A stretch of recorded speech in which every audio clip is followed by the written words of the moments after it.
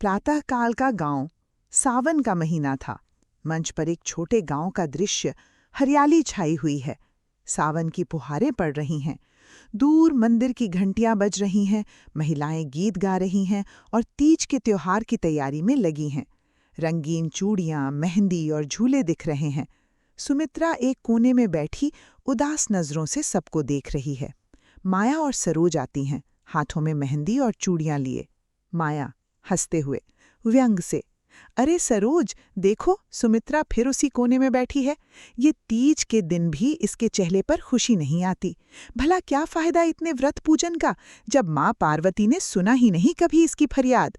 7 साल हो गए ब्याह को और अब तक इसके घर में कोई किलकारी नहीं गूंजी।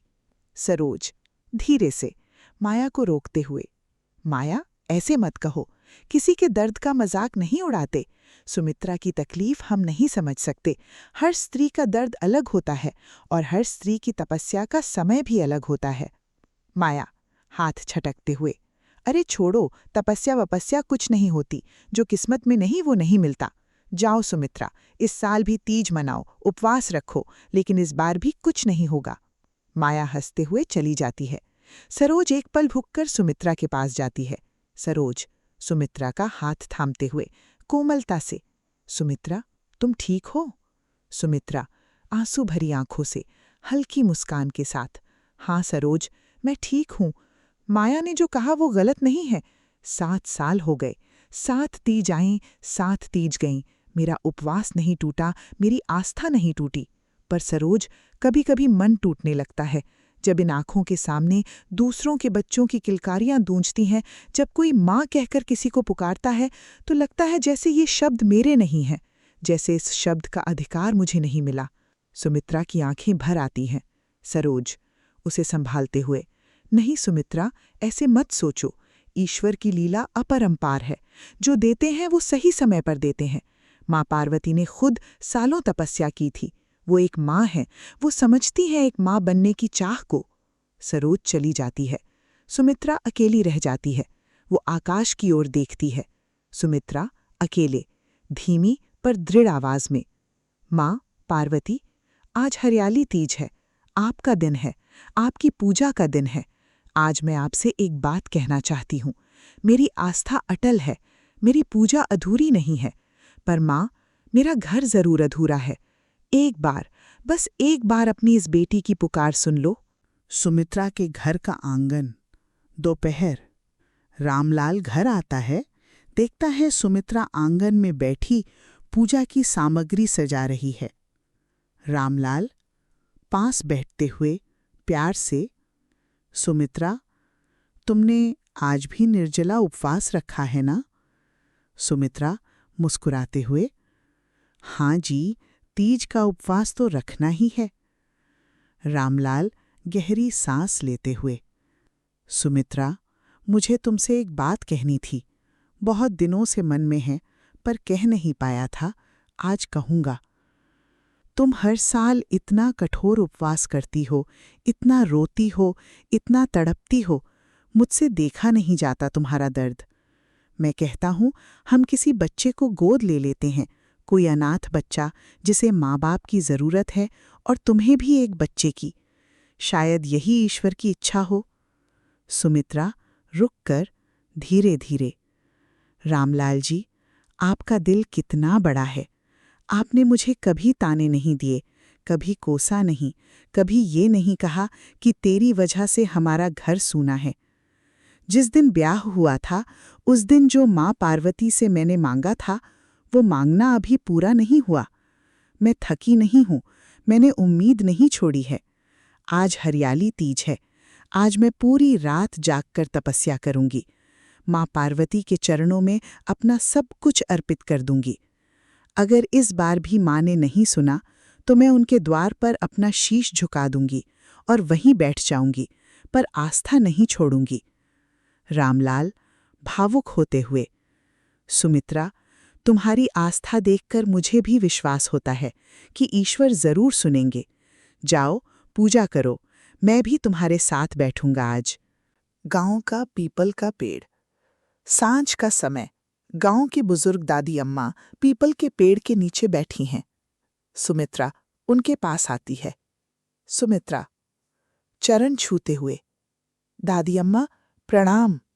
दादी अम्मा आशीर्वाद देते हुए, जीती रहो बेटी, आज तीज का दिन है और तुम यहाँ, जाओ पूजा करो। सुमित्रा बैठते हुए, दादी अम्मा मुझे आज आपसे हरियाली तीज की वो पुरानी कहानी सुनानी है जो आपकी दादी ने आपको सुनाई थी। कहते हैं जो स्त्री सच्चे मन से आज की रात माँ पार्वती की कथा सुनती है उसकी हर मनोकामना पूर्ण होती है। दादी अम्मा मुस्कुराते हुए, आंखें बंद करते हुए, बैठो बेटी, सुनो। बहुत पुरानी बात है, जब सृष्टि नई नई थी, जब देवता और मनुष्य एक ही आकाश के नीचे जीते थे, तब माँ पार्वती और महादेव का विवाह हुआ था। पर यह विवाह आसान नहीं था। माँ पार्वती ने 1000 वर्ष तपस्या की थी। ठंड में बर्फ पर बैठी, गर्मी में अग्नि के बीच, वर्षा में जल में खड़ी रहीं। क्यों? क्योंकि उन्हें महादेव को अपने पति के रूप में पाना था। और जब महादेव ने उनकी तपस्या देखी, जब उनकी आस्था, उनकी लगन, उनकी पवित्रता देखी, तब त्रिलोकनाथ का वो हृदय भी पिघल गया जो हिमालय से भी कठोर था। उसी दिन से हरियाली तीज का ये पर्व मनाया जाता है। माँ पार्वती कहती हैं, जो स्त्री आज सच्चे मन से मुझे याद करे उसकी पुकार मैं जरूर सुनूंगी। सुमित्रा की आंखों में आंसू हैं, पर चेहरे पर एक अजीब सा नूर है। सुमित्रा मन में दृढ़ निश्चय के साथ, दादी अम्मा आज मैं सच्चे मन से पूजा करूंगी। आज मैं माँ को पुकारूंगी और इस बार मैं जानती हूँ माँ सुनेंगी। कैलाश पर्वत, महादेव का निवास, रात्रि। मंच पर कैलाश की भव्य सज्जा है। नीले सफेद प्रकाश में महादेव ध्यान में बैठे हैं। नंदी द्वार पर खड़े हैं। माँ पार्वती एक तरफ बैठी हैं और उनका मन अशांत है। माँ पार्वती उठते हुए व्यथित स्वर में, नंदी, नंदी, नंदी सिर झुकाते हुए, माँ आज्ञा कीजिए। माँ पार्वती, नंदी आज हरियाली तीज है। पृथ्वी पर मेरी कितनी पुत्रियां मुझे याद कर रही हैं, कितनी मुझसे मांग रही हैं। मेरा मन आज बड़ा भारी है। एक आत्मा है वहां जो बहुत दिनों से पुकार रही है। उसकी पुकार मेरे कानों तक पहुंच रही है, पर मुझे रोका जा रहा है। कर्म का बंधन है, समय का नियम है, पर आज मैं सुनना चाहती हूं उसे। नंदी, माँ, जो भक्त सच्चे मन से पुकारे उसकी पुकार कैलाश की दीवारें भी नहीं रोक सकती। तभी महादेव की आंखें खुलती हैं। वे धीरे धीरे उठते हैं। महादेव गहरी गंभीर वाणी में, पार्वती, किसकी पुकार सुन रही हो? माँ पार्वती, नाथ, एक स्त्री है, सुमित्रा। 7 वर्षों से हर तीज पर निर्जला उपवास करती है। 7 वर्षों से मेरे चरणों में माथा टेकती है। उसकी गोद सूनी है, उसका दर्द सच्चा है, उसकी आस्था अटूट है। आज रात वो पूरी रात जागेगी, तपस्या करेगी। मुझे उसके पास जाना है। महादेव शांत मुस्कान के साथ, पार्वती, तुम्हारे हृदय की विशालता अनंत है। तुम जगत की माँ हो, पर याद रखो कर्म का नियम भी अटल है। जो बीज बोया जाता है वो फल तभी देता है जब समय आता है। माँ पार्वती, नाथ, उसने अपने पिछले जन्म में कोई पाप नहीं किया जो उसे ये दर्द दिया जाए। उसकी तपस्या, उसकी आस्था, उसके आंसू, ये सब प्रमाण हैं कि वो इस वरदान की अधिकारी है। और नाथ, आज तीज का दिन है। आज आपने मुझे वरदान दिया था कि जो भी भक्त सच्चे मन से आज पूजा करे उसकी मनोकामना पूर्ण होगी। महादेव एक पल रुककर फिर गहरी सांस के साथ, पार्वती, ये तुम्हारा दिन है, तुम्हारी भक्त है, तुम्हारी पुकार है। जाओ, उसे दर्शन दो। मैं भी तुम्हारे साथ चलूंगा, क्योंकि जब शिव की शक्ति किसी भक्त को आशीर्वाद देने जाती है तो शिव भी उसके साथ होते हैं। माँ पार्वती आंखें भर आती हैं, हाथ जोड़ती हैं। नाथ, महादेव, चलो पार्वती, आज किसी माँ की अधूरी ममता को पूरा करने का समय आ गया है। सुमित्रा के घर का आंगन, मध्य रात्रि। मंच पर रात का दृश्य, तारे भरा आकाश, दीपों की रोशनी। सुमित्रा अकेली बैठी है। उसके सामने माँ पार्वती की प्रतिमा है। फूल, दूब, सिंदूर, चूड़ियां और दीपक सजे हैं। रामलाल पास ही में सो गए हैं, थक कर। सुमित्रा जाग रही है। सुमित्रा धीमी भावुक आवाज में माँ की प्रतिमा के आगे। माँ, आज फिर आई हूं तुम्हारे द्वार पर। खाली हाथ नहीं माँ, ये लो मेरी आस्था, मेरे आंसू, मेरी तपस्या और मेरी पूरी जिंदगी। माँ, तुमने अपने स्वयंवर के लिए 1000 साल तपस्या की थी। मैं तो बस 7 साल से पूज रही हूं। तुम्हारे आगे मेरी तपस्या कुछ भी नहीं माँ। पर माँ, जैसे तुम्हारे दिल में महादेव के लिए प्रेम था, वैसे ही मेरे दिल में एक बच्चे के लिए ममता है। तुमने अपना प्रेम पाया माँ, क्या मेरी ममता को भी उसका हकदार मिलेगा? क्या मेरी गोद भी भरेगी? माँ, अगर तुम हो तो आज आ जाओ, आज बस एक बार आ जाओ। सुमित्रा जोर जोर से रोने लगती है, माथा जमीन से लगा देती है। वो वहीं रोती रहती है। तभी एक तेज रोशनी होती है।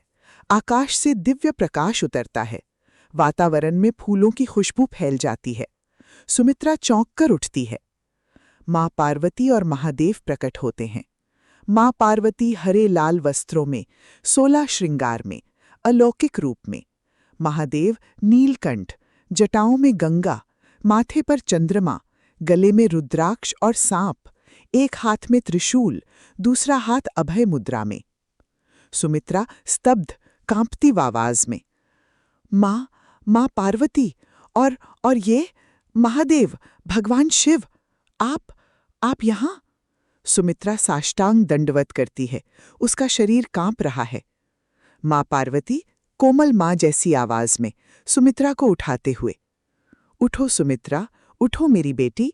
जब माँ सामने हो तो बेटी झुकी रहे, ये माँ को अच्छा नहीं लगता। सुमित्रा उठती है, पर उसकी आंखें झुकी हैं, शरीर कांप रहा है।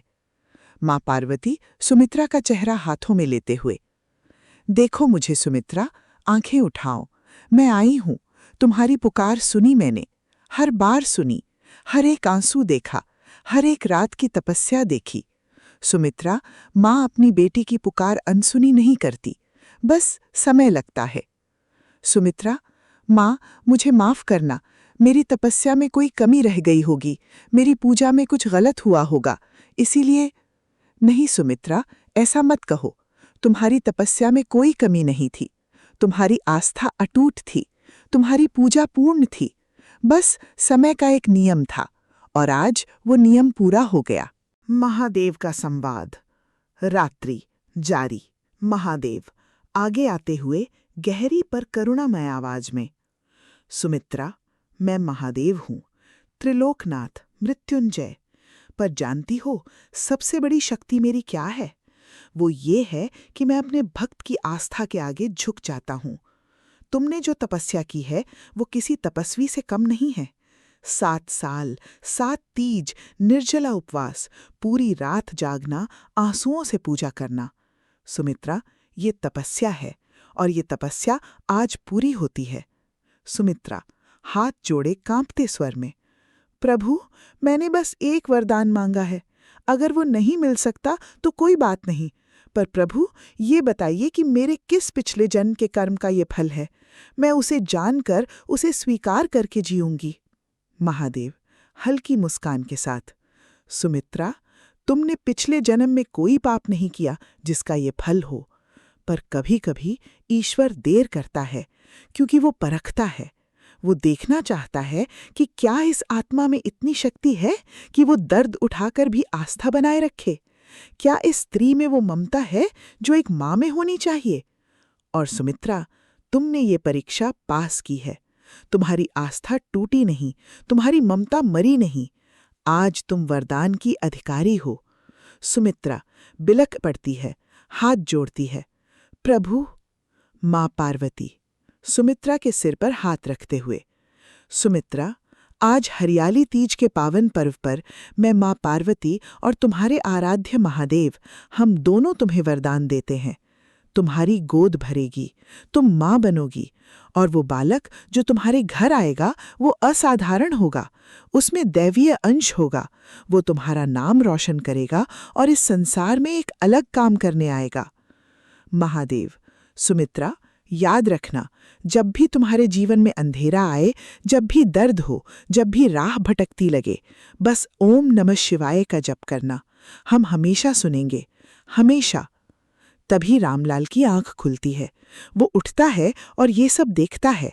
वो हाथ जोड़कर साष्टांग प्रणाम करता है। रामलाल, प्रभु, माँ, क्षमा करें, मैं सो गया था, मैं नहीं जानता था कि। महादेव रामलाल को आशीर्वाद देते हुए, रामलाल, उठो, एक ऐसे पति का धन्य है जो अपनी पत्नी के दर्द को अपना दर्द समझे, जो उसे ताने न दे, जो उसकी आस्था में साथ दे। तुम दोनों योग्य हो इस वरदान के। माँ पार्वती का उपदेश। रात्रि जारी। सुनो, दोनों सुनो, मैं तुम्हें सिर्फ एक बच्चे का वरदान नहीं दे रही, मैं तुम्हें एक पाठ भी दे रही हूं, जो तुम अपनी अगली पीढ़ियों को देना। ये पाठ है आस्था की शक्ति का। दुनिया में जो भी बड़ी चीज मिलती है वो आसानी से नहीं मिलती। जो जितना कठिन रास्ता चलता है वो उतना बड़ा पुरस्कार पाता है। और दुख, कभी दुख को अभिशाप मत मानो। दुख एक गुरु है। दुख वो धार है जो इंसान को तराशती है। जो व्यक्ति दुख में भी मुस्कुराता है, आस्था में भी डटा रहता है, वो भगवान का सबसे प्रिय भक्त होता है। माँ, आप जो कह रही हैं वो मेरे दिल में हमेशा के लिए बस गया। और सुमित्रा, एक बात और, जब तुम्हारे घर किलकारियां गूंजें तो ये मत भूलना कि जो दूसरी स्त्रियां आज भी उसी दर्द में हैं जिसमें तुम थीं, उनकी मदद करना, उनकी आस्था को टूटने मत देना, उनके लिए प्रार्थना करना, क्योंकि जो पाता है उसे वापस देने की जिम्मेदारी भी होती है।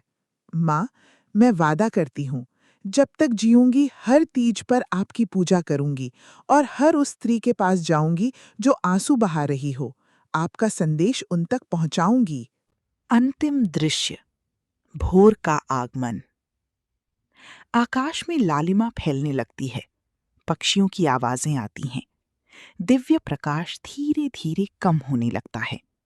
मां पार्वती और महादेव विदाई के लिए तैयार होते हैं।